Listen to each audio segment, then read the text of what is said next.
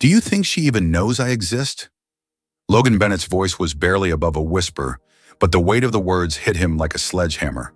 He stood frozen in the doorway, watching a little girl with tangled hair and trembling shoulders sip soup like it was the only thing anchoring her to the world. A stranger, a child. And yet, something in the tilt of her head, the way she furrowed her brow, the shade of her eyes, it all felt hauntingly familiar. Just moments earlier, he had found her curled beneath his car in the middle of a thunderstorm, soaked, shaking, and begging not to be hit. Now she sat on his designer couch, wrapped in his old towel, trusting him with a fragile kind of hope that cracked straight through his guarded heart. She said her name was Emma Carter, and when she mentioned her mother's name, Rachel Logan's world split open. That name, that face from 8 years ago, the one who vanished without a trace. He thought he buried that past. But tonight, the past knocked on his door in the form of a frightened child who might just be his daughter. Stay with us because what Logan discovers next will shatter everything he thought he knew about love loss and second chances. The rain poured like it was angry at the earth. Logan Bennett gripped the steering wheel tighter as his BMW glided into the long curved driveway of his Seattle mansion. His tailored suit was still crisp, his Italian leather shoes polished, but inside he was unraveling. The investor meeting had been a disaster, 3 hours of corporate whining and finger-pointing over quarterly projections he knew by heart. He wanted nothing more than a quiet drink, maybe jazz on the speakers and silence. But tonight's silence had something else planned. As he pressed the garage remote, the heavy steel door creaked open with its usual sluggishness. The automatic lights flickered on, casting a pale glow over the polished concrete floor. Logan pulled halfway in and slammed on the brakes. Something was wrong. There was a dark lump at the back corner of the garage near the wall. At first he thought it was a trash bag someone forgot to take out. But then it moved. His pulse quickened. Without turning off the engine, he stepped out into the rain-slick garage. His shoes splashed through a shallow puddle as he approached. Slowly, carefully, the trash bag trembled. And then he saw her. A little girl soaked to the bone, curled up in a shivering ball under the tail of his car. Her hair was plastered to her face, her lips purple from cold, and her clothes clung to her like second skin. "Hey," he said instinctively, lowering his voice. "What are you doing here?" The girl flinched. Her eyes widened, terrified. "Don't hit me," she whispered. Logan froze. "What? No, why would I hit you? I just wanted to feel safe," she said so quietly he had to kneel to hear her. Her name was Emma. She was 7, maybe 8, and she had snuck in through the side door of the garage, which Logan suddenly realized hadn't closed properly the night before a faulty sensor he'd ignored for weeks. "My mom told me to wait," Emma said. "She always comes back. When I don't know. She just does." Logan's mind raced. A child, alone, cold, and clearly afraid. "Okay," he said after a beat. "Let's get you warm." She hesitated. "Are you going to call the police?" "No, not yet. Just come inside." He helped her to her feet. She was lighter than she looked, all bones and shivers. He wrapped a towel around her and carried her through the connecting door into his sleek modern kitchen. She stood like a statue on the marble tiles, dripping. "Stay there. I'll get you dry clothes." She didn't move. Logan returned with a hoodie and sweatpants that belonged to his niece from years ago. When he came back, she was still in the exact same spot. "You have a beautiful house," she said. "I didn't want to get it dirty." Logan's heart cracked. "It's just a floor, kid." He sat her down on the oversized couch and heated up a can of chicken noodle soup. She clutched the bowl with both hands like it was sacred. "When was the last time you ate?" She blinked. "This morning. Or maybe yesterday morning." "Where's your mom?" "She said she had to take care of something. But she always finds me." "And your dad?" She shook her head. Something gnawed at Logan's gut. Emma glanced around. "Do you live alone?" "Yes." "Why?" He paused. "Because I like it. You're not scared." "No, I am. That's why I hid under your car." Silence. Then the question that made Logan flinch inside. "Can I stay the night? You shouldn't be here alone." "Do you have a phone number for your mom?" "No, she has everything. My ID, my papers, everything." Logan sighed. "Okay, First things first, dry clothes and food. Then we figure out what's next. She smiled barely. You're nice. Nice. That felt foreign. As she ate, Logan watched her. Something about her seemed familiar. The way she pushed the noodles to one side, the way she wrinkled her nose when they were too hot, the way she tilted her head when curious. He didn't say anything. Not yet. What's your full name? Emma Carter. He stiffened. Carter. His stomach dropped. And your mom's name? Rachel Carter. The bowl slipped from Logan's fingers and shattered on the floor. Emma jumped. I'm sorry, she cried. I'll clean it. No, he said, kneeling to gather the pieces with shaking hands. It just slipped. Rachel Carter. She had disappeared from his life 8 years ago. No goodbye, no explanation. She had been the first woman he truly loved and the one who left without a trace. It couldn't be. There must be hundreds of Rachels, thousands of Carters. It had to be coincidence. Is your mom tall? He asked slowly. Brown hair, Emma nodded. Yeah. Do you know her? Maybe.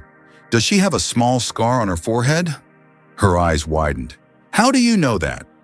Because I was there when she got it, Logan thought. Because I took her to the ER after she hit her head on a cabinet during a college party. Because I kissed her right beside that hospital bed and told her I could never lose her. Can I use your computer? He asked, voice hoarse. She nodded. He opened his laptop and searched Facebook. Dozens of Rachel Carters, dozens with kids, dozens with brown hair. He clicked page after page. Come here, tell me if you see your mom. Emma climbed onto the chair beside him. On the third page, she gasped and pointed. That's her. Logan's heart pounded. The photo was blurry but unmistakable. Rachel, older, tired, but her. There was a phone number. He dialed with trembling fingers. It rang once, twice, then hello. The voice, Rachel's voice. Rachel's silence. Who is this? It's Logan. Logan Bennett. A sharp inhale. What? How did you? Your daughter is with me. Emma, oh my God. Is she okay? She's safe. She's here. Can you come get her? Yes, give me the address. I'm coming right now. He gave it, hung up, stared at the phone like it had grown thorns. Emma peeked up at him. Is she coming? Yes. You found her fast. Sometimes we get lucky, he said, but his mind was spinning. Was it really luck or something much, much deeper? Because if this was the Rachel Carter he once knew, then Emma might not just be a lost child in a storm, she might be his daughter. We're sorry to interrupt the story at this crucial moment, but if you were Logan, would you have let the girl stay in your home that night, yes or no? If this story touched your heart even just a little, we'd truly appreciate it if you could hit the like button and share it with someone who still believes in second chances.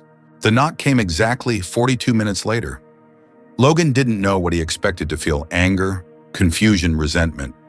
But when he opened the front door and saw her standing there, rain dripping from the ends of her hair suitcase in one hand, breath caught in her chest, he felt nothing but silence inside.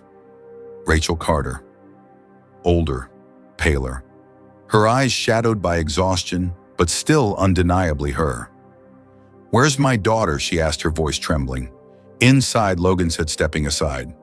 Rachel rushed past him, eyes sweeping the room like she was chasing a ghost. And then Emma came flying down the hallway, barefoot and beaming.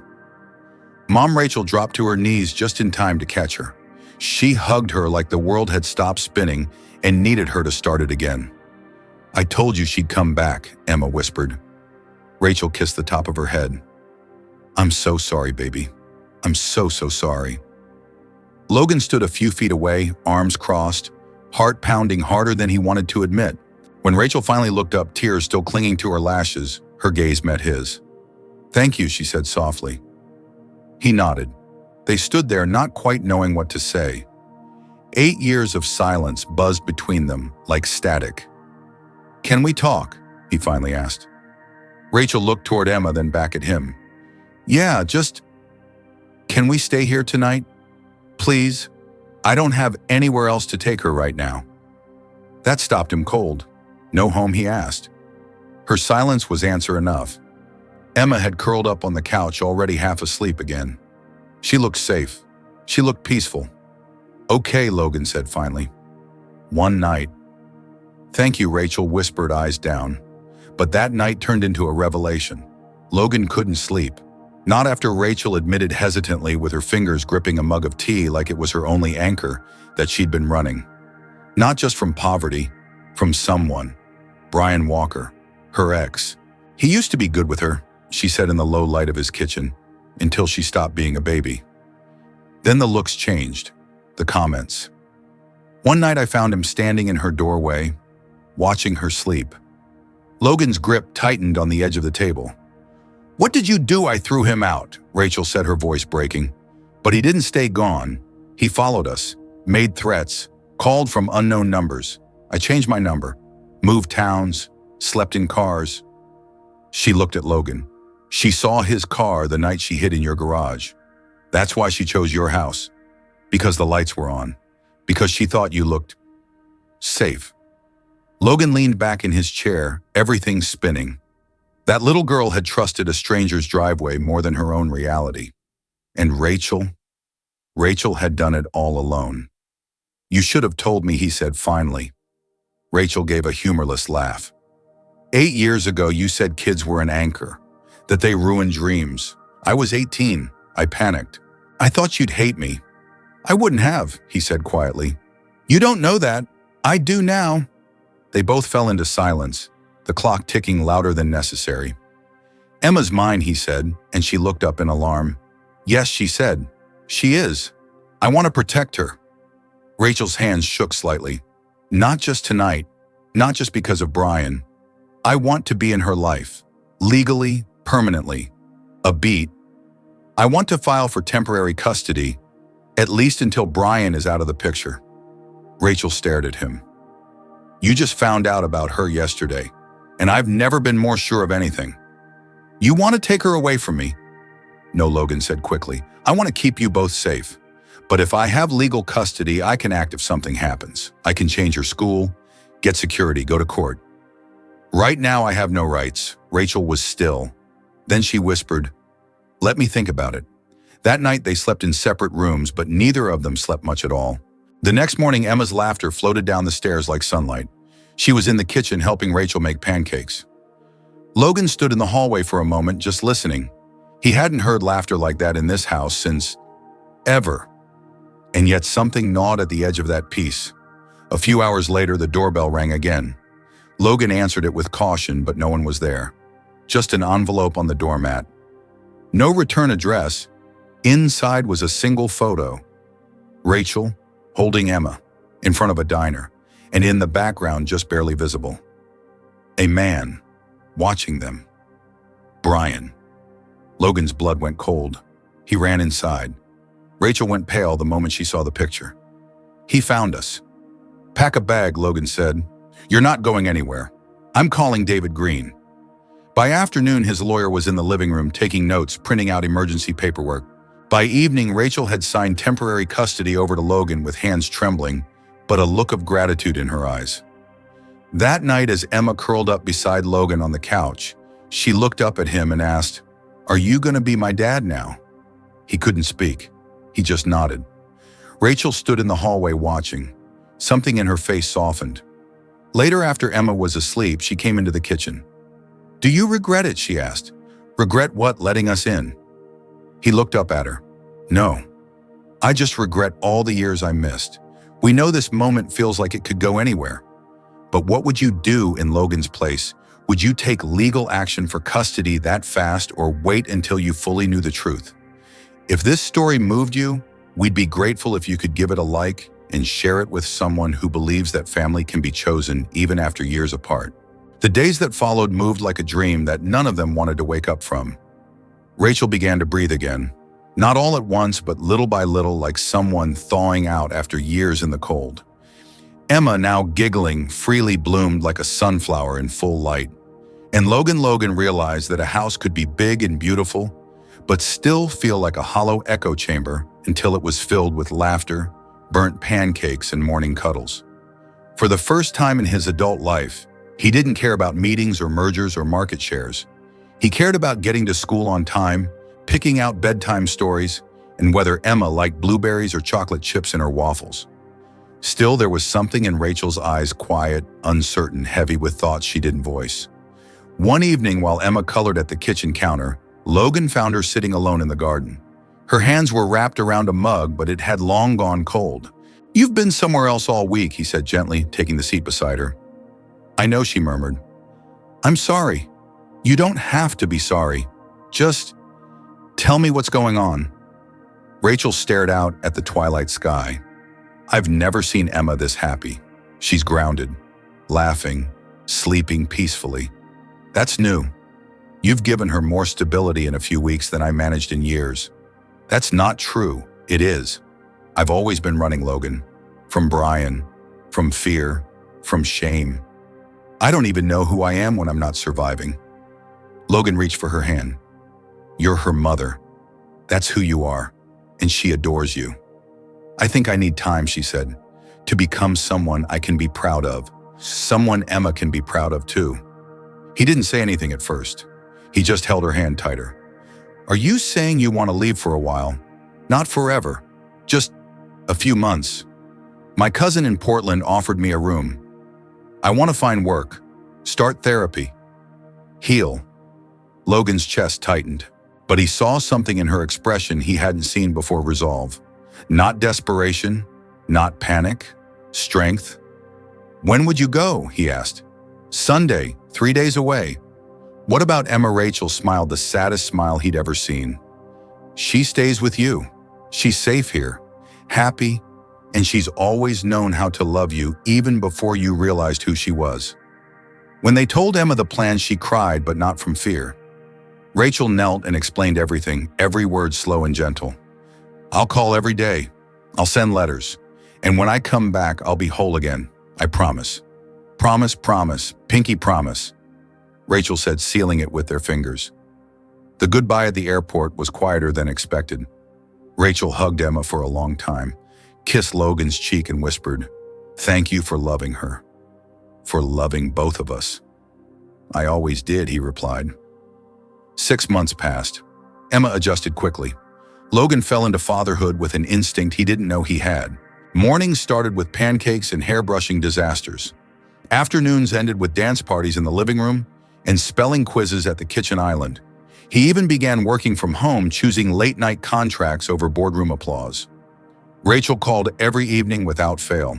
She sent handwritten letters, books from the Portland Library where she got a part-time job, and once even a video of herself hiking a trail with a big bright grin on her face.